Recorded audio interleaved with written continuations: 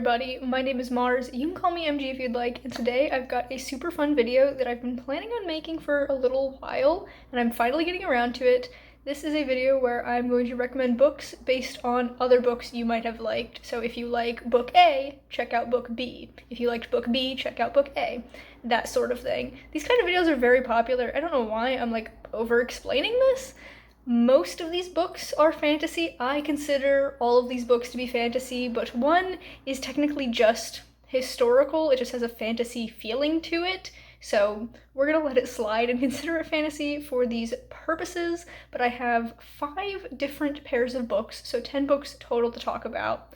Why don't we just get to it? So the first pair of books that I have for you is Divine Rivals by Rebecca Ross and A Winter's Promise by Christelle Dabos. These books are ones that I love dearly. I've enjoyed all of the books that I'm going to be talking about today, but these two, probably, this pair and the last pair I'm going to talk about are going to be my favorites on this list. So both of these have a sort of steampunkish vibe to the fantasy, which I think is similar across the two of them, and so if you like that element in one of them, you would love it in the other one. I also think the romance, while not following the same tropes, is kind of a similar vibe where the two characters who end up falling in love don't really like each other much at first. In Divine Rivals, it is a rivals to lovers romance. In A Winter's Promise, it's like an arranged marriage turned into marriage of convenience, and I love both pairs of couples so much. They're so good.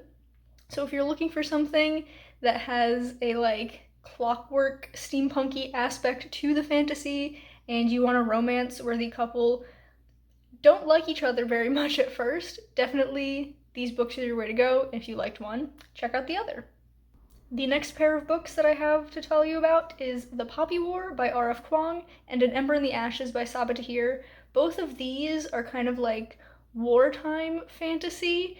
They also have a bit of a militaristic academy vibe, but not a lot. In The Poppy War, it's just the first part of the story that takes place at this academy. In An Ember in the Ashes, you see the academy, but the characters are kind of like just graduating from it, so you don't really see any academics going on. These are both technically classed as YA, but I would consider them to be new adult. They're very gritty, very dark, but The Poppy War has a bit of a humor to it that I really like, especially in the first part. And Ember in the Ashes, not so much. They're also both the first books in a series. The Poppy War has 3 books, and An Ember in the Ashes has 4. I forgot to mention Divine Rivals is the first book in a duology, and A Winter's Promise is the first in a 4-book series. But yeah, they definitely remind me of each other, so if you like one, try the other. Next, we have Emily Wilde's Encyclopedia of Fairies by Heather Fawcett and A Natural History of Dragons by Marie Brennan. Emily Wilde series is 3 books, and A Natural History of Dragons is the first in the Memoirs of Lady Trent book. I believe there are 5 in the main series, and then one like kind of sequel book that follows a different character. Both of these have an older protagonist. I believe Emily Wilde is in her 30s, and then Lady Trent in A Natural History of Dragons is older technically, but this is her looking back on her time in her youth, so it's her like kind of growing up a little bit. They are written as memoirs, and that's something that I really liked about both of these books, is the non-traditional storytelling aspect. So Emily Wilde is written as journal entries, and the Memoirs of Lady Trent are written as memoirs, and I think they're so well done in both instances. They also take a kind of scientific approach to fantasy. So in Emily Wilde, she is studying fairies and the fair folk, and in A Natural History of Dragons, Lady Trent is studying dragons.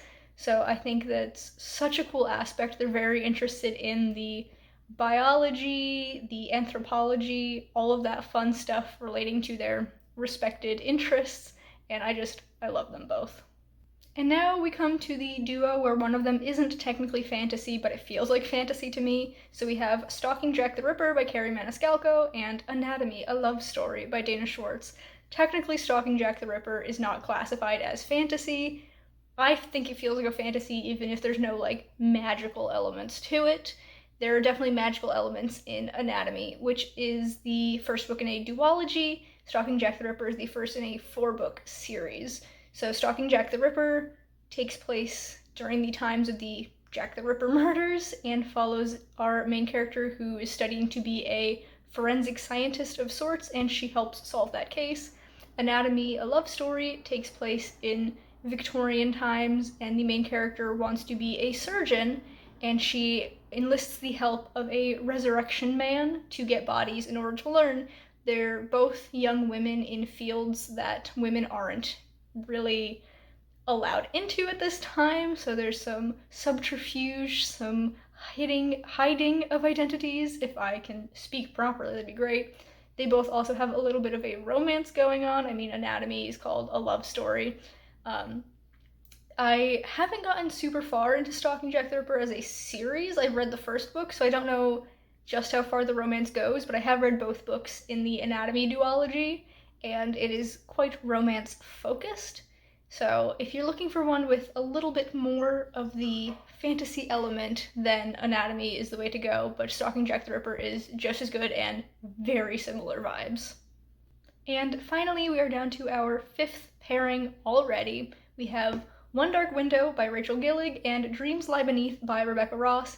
Yes, I'm mentioning Rebecca Ross in this video again because I just love her books, and One Dark Window is the most recent book out of these 10 that I have read, and oh my gosh, did it blow me away. You can ask Anna for proof of that, Anna Robbins. She's here on YouTube, she's fantastic. We were buddy reading One Dark Window together, and I sent her like a paragraph of text with all of my thoughts and feelings after almost every single chapter of One Dark Window, so I loved it. And Dreams Lie Beneath was actually also a buddy read with several of my writer friends, so that's not something I realized until this very moment.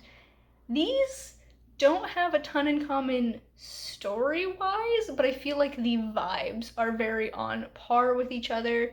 There's like nightmares and stuff, there's a strange magical fog, and a curse in the case of Dreams Lie Beneath, and an illness that's pretty much basically a curse in One Dark Window.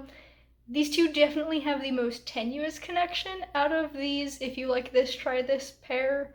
But I think if you liked one, you would like the other, even if they're not super duper similar. So that's why they're in this video. And so we have already come to the end of my list. I know I didn't say a lot about most of these books, but I didn't want to like spoil anything. I just wanted to give you a taste of why I would pair these two books together and say if you liked one, you would like the other, just some of the similarities between them. Let me know down in the comments if you've read any of these, if you've read like two from the same pairing and you agree or disagree that if someone liked one, they would like the other. Definitely let me know about that. Or if any of these are on your TBR, I would love to talk about them because I really enjoyed all of these books. But we now have come to the end of the video, so if you've enjoyed it, be sure to give it a big thumbs up. You can subscribe to my channel for more content, and that way I'll see you guys in the next one. Bye everyone.